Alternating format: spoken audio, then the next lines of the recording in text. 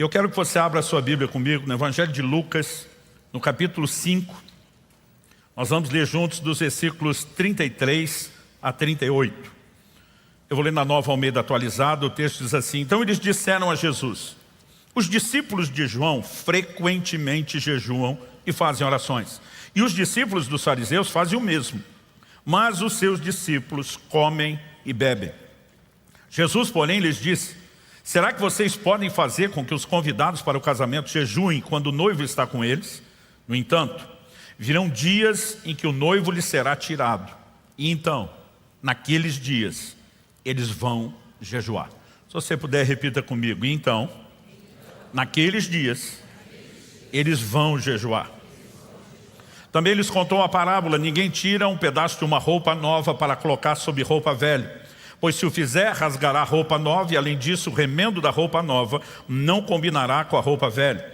E ninguém põe vinho novo em odres velhos, porque se fizer isso, o vinho novo romperá os odres, o vinho se derramará e os odres se estragarão.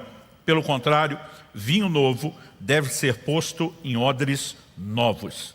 Nesse texto, talvez a gente tenha reunido numa única passagem o maior volume de informações sobre jejum que nós vamos encontrar no Novo Testamento, no próprio ensino de Jesus. O Evangelho de Lucas é um dos chamados evangelhos sinóticos. Os três primeiros, Mateus, Marcos e Lucas, eles têm uma linha de pensamento, da cronologia, dos eventos, das viagens de Jesus, dos seus ensinos, dos seus milagres muito semelhantes. Em todos os três, Mateus 9, 14 a 17, Marcos 2, 18 a 22, nós vamos encontrar essa abordagem feita a Jesus, a resposta de Jesus e, como ensino na sequência, essa parábola. O que é que eu quero começar chamando a sua atenção? Quando as pessoas chegam para Jesus comentando: os discípulos de João, aqui é João Batista, frequentemente jejuam e fazem orações. Os fariseus fazem o mesmo. Nós não sabemos qual era a frequência dos discípulos de João, mas os fariseus, diz a tradição, jejuavam 2 vezes por semana, às segundas e às quintas-feiras. Quando Jesus, em Lucas 18, menciona um fariseu que sobe ao templo para orar, e um dos motivos que ele está lá orando de si para si mesmo, se orgulhando, batendo no peito, ele vai mencionar: eu jejuo 2 vezes na semana. Isso não era exclusividade dele, todos os fariseus faziam isso. Aliás, a Didaquê, documento de catecismo cristão, de orientação aos novos convertidos mais antigo da história da igreja, diz que os cristãos eram orientados logo ali no início do primeiro século, a jejuar em dias diferentes do que eles chamam de os hipócritas, uma referência aos fariseus. Eles jejuavam às quartas e sextas-feiras para não serem confundidos com os outros. Então é evidente, os discípulos de João têm uma rotina de jejum, os fariseus têm, os cristãos adotariam isso, como Jesus de fato orientou e falou, mas quando fazem esse comentário com Jesus, é evidente que não se trata de um elogio. Imagine alguém hoje chegando para um pai e fazendo o seguinte comentário: os filhos de fulano são uma bênção, os de Beltrano são comportados, os de Ciclano têm limites, mas os seus, o que é que está por trás da reticência, mas os seus, é uma acusação, um ataque, estão fora de controle. Não é uma acusação só ao comportamento dos filhos, é uma maneira de responsabilizar os pais pelo comportamento dos filhos. O que estão fazendo com Jesus não é diferente. Basicamente você não colocou eles no modo jejum, não ativou isso ainda. E aí Jesus dá uma resposta que culturalmente qualquer um deles entenderia. E diz: eles não podem jejuar enquanto o noivo está presente. Mas Jesus deixa claro que o jejum não é, como alguns alegam, coisa só do Antigo Testamento, da Antiga Aliança. Ele diz: quando o noivo for tirado. Em todas as parábolas de Jesus, em todos os evangelhos, sempre que ele fala do noivo, ele está fazendo uma referência a si mesmo. Ele diz: quando o noivo for tirado, ou seja, depois que eu for, a partir do momento que eu voltar aos céus e me ausentar até o dia do meu glorioso retorno, então Jesus diz: eles vão jejuar. Uma marca que nós temos para os discípulos de Cristo, que sai dos lábios do próprio Cristo, é que nós iríamos praticar o jejum. Isso não pode ser ignorado. Por que eu estou dizendo isso? O primeiro tópico na construção do que eu quero abordar com vocês aqui é uma pergunta que merece uma resposta adequada. O jejum é opcional? Essa pergunta precisa ser bem respondida, porque muitas vezes por ignorância nós podemos tratá-la de forma equivocada. Honestamente, até janeiro de 2022, 4 anos e meio atrás, eu ensinava, às vezes não aberto, não explicitamente, mas dando a entender que o jejum era opcional.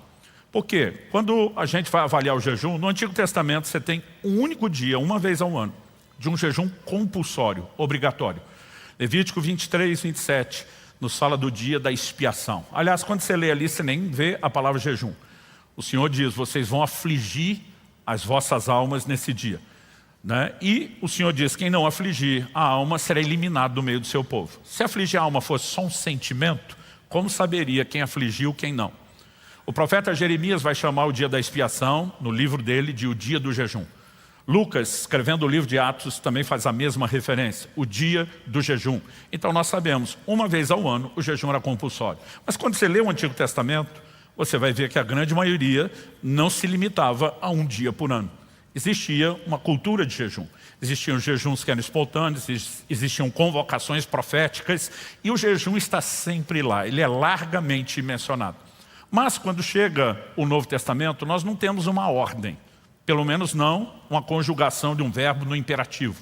Como você tem vigiai, orai, que claramente é uma ordenança, você não vai encontrar na Bíblia jejuai. Então quando as pessoas me perguntavam, eu sou obrigado a jejuar? Eu dizia, olha, honestamente não há uma ordem. Se não há uma ordem, a gente não pode tratar como obrigação e nem como não pecado o não jejuar. Porque 1 João 3,4 define a transgressão, o pecado como a transgressão, desobediência da lei. Eu falei, se não tem a lei, você não está transgredindo a lei. Mas embora jejuasse, o que eu dizia para as pessoas é, só quem jejua vai acessar alguns níveis de manifestações do sobrenatural, que quem não jejua nunca vai acessar.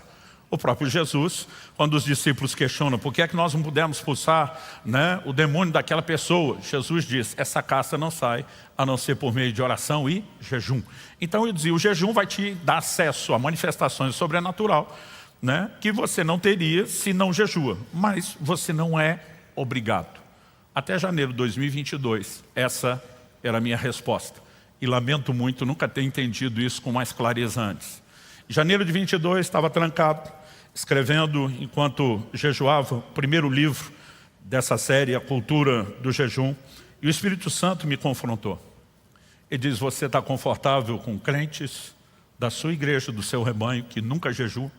Porque enquanto estava preparando esse material, nós fizemos uma enquete. Depois a gente repetiria isso, com muitos milhares de pessoas respondendo.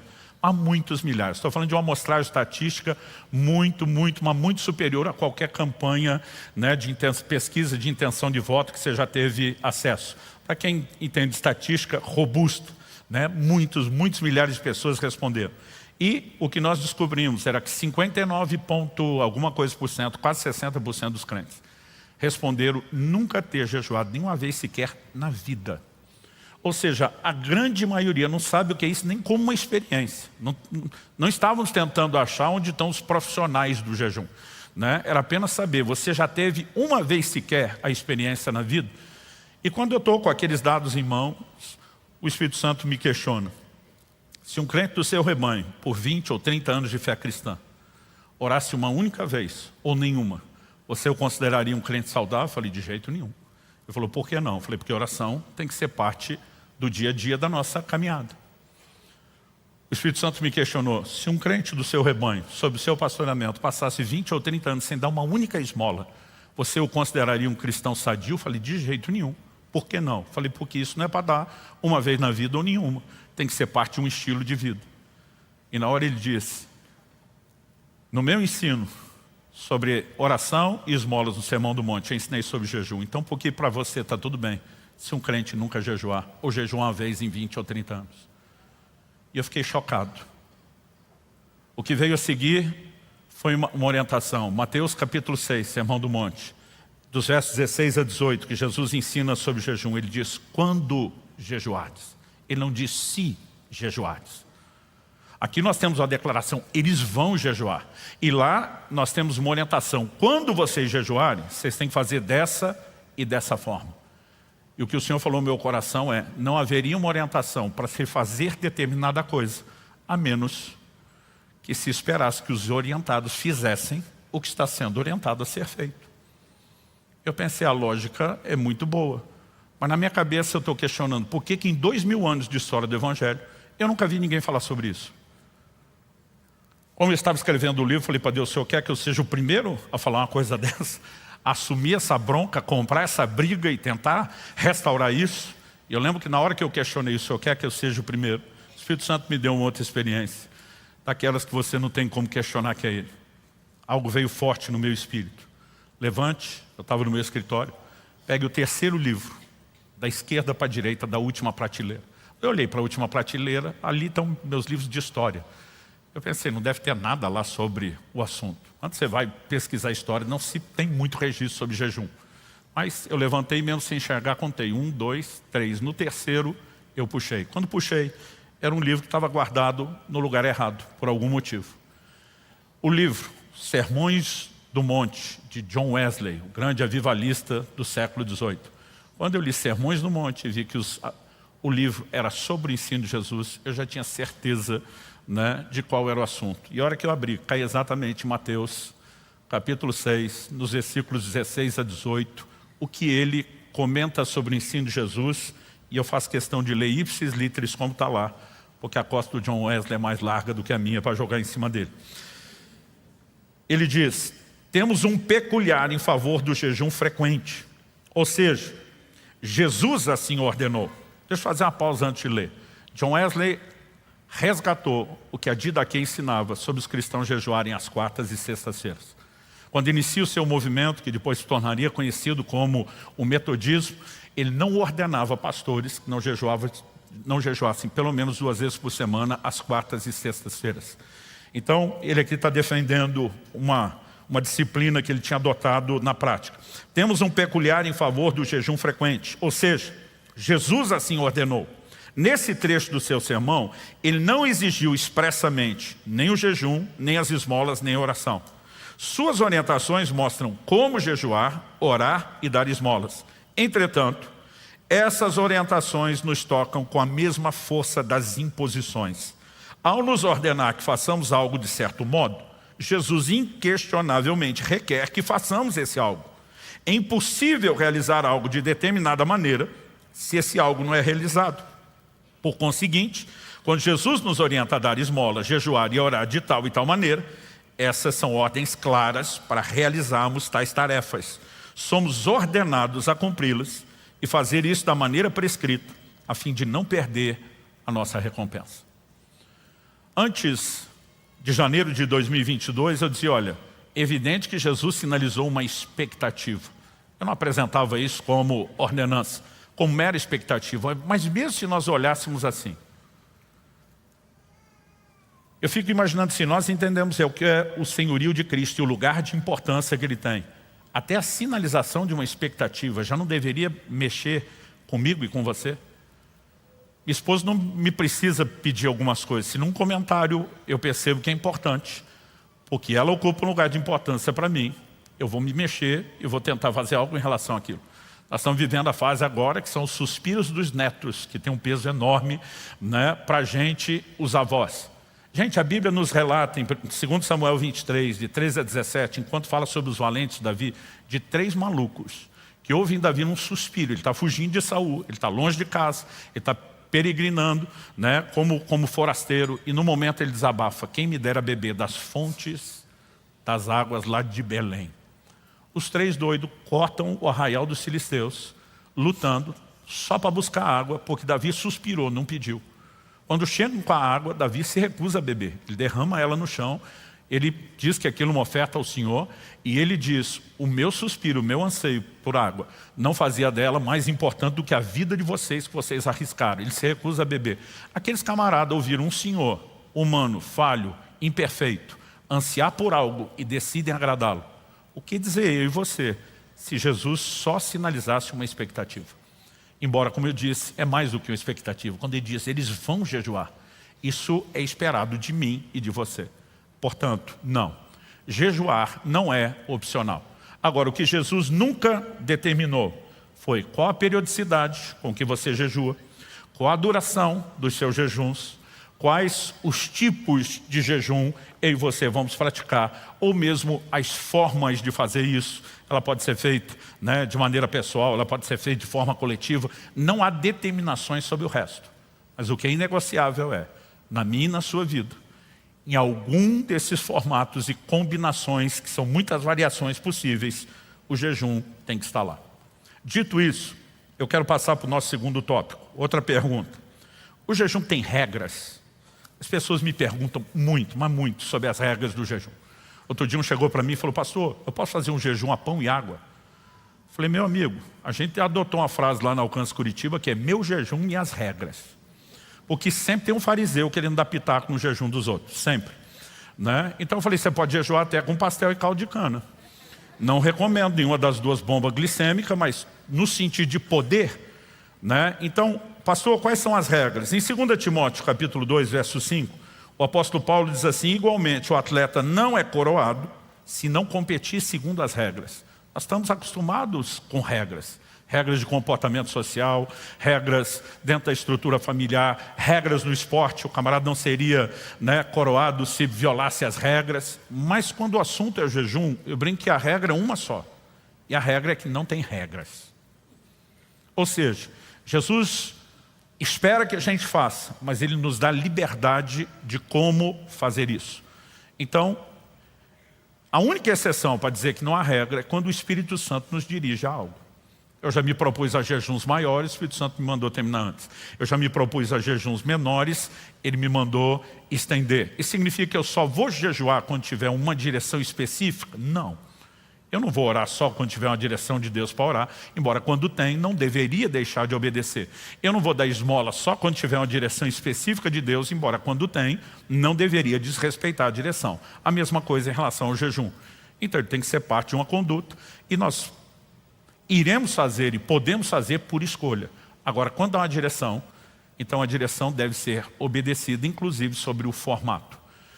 Eu nunca tinha, até 2 anos e meio atrás, ficado mais de um dia de jejum sem água. Daqui a pouco vou falar sobre os tipos de jejum. Mas eu estava indo para um retiro de jejum e oração, e eu lembro que enquanto estava me locomovendo para lá, o Espírito Santo falou comigo claramente: assim que chegar, durante 3 dias, você não sai do quarto, não fala com ninguém, não beba água. Eu nunca tinha ficado 3 dias sem água. Mas honestamente, o que me assustou não foi ficar 3 dias sem água. Foi não sair do quarto e não falar com ninguém. Foi imperativo ficar 3 dias trancado num quarto, meu amigo. Né? Pense no desafio. Mas toda orientação a gente obedece. Salvo uma direção específica, nós temos liberdade de decidir. Né? Muitas vezes eu vejo as pessoas criando regras demais, onde o próprio Deus não criou. Aliás, em Mateus, no capítulo 7, no verso 7, Jesus citando, né, o profeta Isaías, fala, né, de um grupo de pessoas que estavam ensinando doutrinas e diz que são preceitos humanos. Basicamente, meteram regra humana onde Deus nunca tinha colocado regra. Uma vez eu vi 2 irmãos numa disputa, mas a disputa não era só um ataque à ideia, virou quase vias de fato, quase que os 2 foram para o braço mesmo. Porque os 2 estavam no jejum de Daniel. E um pegou o outro comendo batata frita. O que foi flagrado comendo batata frita dizia: mas é vegetal, batata é vegetal. Jejum Daniel é basicamente vegetariano. O outro dizia: não, mas é manjar desejável. Né? Porque a Bíblia diz que ele não comeu carne, nem manjar desejável, não bebeu vinho. Aí outro dizia: manjar desejável na sua classificação, na minha vegetal. Mas gente, o negócio ficou tenso. Aí eu falei: ó, vocês estão quase se matando. Qual era o propósito mesmo de jejuar? Era pecar mais ou menos? Né? E eu tive que intervir naquilo. Mas o ponto é que eles estão brigando por causa de uma regra que não existe. Né? Então é evidente, você vai fazer uma proposta como essa, você pode tomar decisão antes, o que cabe e o que não cabe. Agora, controlar o jejum um do outro, discutir, tentar definir regras, eu quero dizer, né, Jesus nunca fez isso. Ele não determinou a periodicidade, ele não determinou a duração. Pastor, sobre duração, você tem jejuns na Bíblia que duram metade do dia. Você tem jejuns de um dia inteiro, às 24 horas. Passou disso, nós chamamos de prolongado. Prazos de prolongado na Bíblia, você tem uma variedade de poucos até muitos dias. A Bíblia fala de 3, de 7 dias, 14, já 2 semanas, 21, 3 semanas e 40 dias. Então assim, de 3 para 40 nós temos uma diferença enorme. Né? Agora, apesar de termos prazos, durações diferentes, não quer dizer que são só esses que aparecem, isso pelo menos nos dá um bom escopo? Eu acredito que normalmente 40 dias, a não ser no contexto do parcial, que vou falar daqui a pouco, ele costuma e deveria ser tratado como um limite. Em 2009, eu estava pregando no Japão, estava com a Kelly, a gente tinha 2 semanas de agenda, e nós conseguimos espremer no meio 2 dias, para que a gente fosse até a Coreia do Sul. Queríamos conhecer a igreja do pastor Cho, Yong Cho, né, a maior igreja no mundo. Mas mais do que a igreja, eu queria conhecer a montanha de oração que eles tinham. Um lugar onde os crentes se retiram para orar, para jejuar, para buscar a Deus. Eu fiquei surpreso quando cheguei na montanha de oração e vi placas em todo lugar, coreano e inglês. Proibido jejuar mais do que 40 dias. Eu pensei, o quê? Eu na época conhecia 2 ou 3 malucos que tinham feito 40 dias. Falei, aqui eles proíbem o povo de continuar? Algo que eu pensei comigo mesmo, essa realidade nunca vai acontecer no Brasil. Graças a Deus eu estava muito equivocado. Eu não sei te dizer nos últimos anos quantos pastores e líderes que me pediram, além de acompanhamento médico pela prática, né? Já fiz 13 desses de 40, alguns dizem, cara, você tem a prática, às vezes são médicos que estão jejuando, né? E que são cientistas da área do jejum, eles falam, a gente tem a teoria, você tem a prática, dá para orientar a gente? Eu digo, dá. Eu começo com a regra, eles falam, qual? Eu falo, com 40 dias sem serra, é proibido fazer mais. Alguns me olham com a cara, eu não sei nem se eu vou chegar lá, você está querendo me proibir de passar? Eu falei, quando estiver chegando perto, você vai me entender. Todo mundo. Eu li um livro recentemente, 60 anos atrás. Esse livro, quase 60, foi escrito em 1948, Franklin Hall. O poder atômico do jejum e da oração. Esse cara criou há 6 décadas atrás um movimento sem precedentes nos Estados Unidos, chamando pessoas a jejuns prolongados. Ele falava a mesma coisa que a gente descobre hoje na prática. Os primeiros 3 dias são os mais difíceis, todo mundo quer desistir. A gente, na brincadeira, chama de o vale da sombra da morte. Né? É quando as pessoas vão sofrer com fome, com desintoxicação, com uma série de coisas.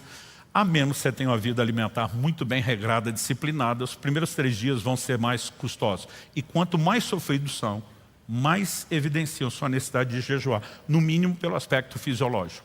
Mas ele dizia, quando vai chegando perto dos 40, ninguém quer terminar. Minha experiência até hoje, todas as 13 vezes que eu fiz isso, quando chega a hora de entregar as pessoas, falam, pastor, eu fico ansioso para comer. Eu falei, não, eu choro todas as vezes. Você não quer interromper, você não quer terminar. Não teve uma vez até hoje que eu não chorei, mas é aquele choro assim mesmo de dó, não é só emoção, a presença de Deus. Você fala, cara, eu vou ter que esperar, eu estou fazendo um a cada 3 meses, agora é minha prática. Em janeiro de 22, depois de ter escrito esse livro, eu fiz uma promessa aqui a vocês que eu tenho cumprido. Falei, eu vou falar sobre jejum como eu nunca falei. Eu vou perturbar, incomodar vocês, se for o caso. Nós vamos ensinar como nunca sobre isso. Falei, mas eu vou praticar isso como eu nunca fiz.